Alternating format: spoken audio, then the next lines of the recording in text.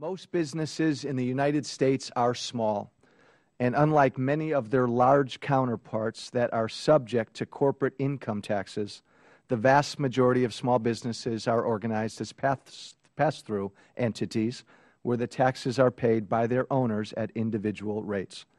Acknowledging and understanding this distinction is important. This could amount to a tax increase of $377 billion over the next 10 years on these pass-through businesses. And by all accounts, that would amount to a success tax on our best and brightest entrepreneurs, and probably the largest tax increase on small business in American history. Directly, how would letting all these tax rates expire at the end of the year impact your ability to hire more employees? Mr. Harmon, quickly.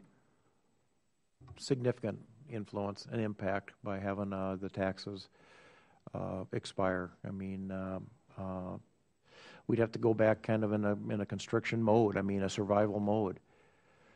Ms. Kern, quickly.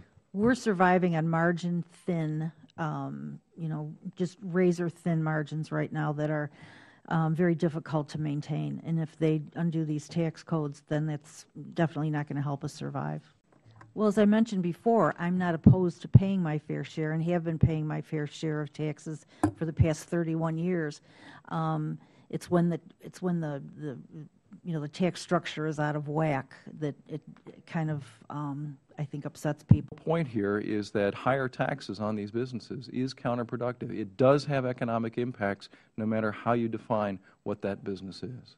Why I'm here today is I just don't want to see these tax rates go up because, again, in a capital-intensive business, you need that money to reinvest. So, the top 1% of tax filers pays a greater share of the income tax burden than the bottom 90% combined.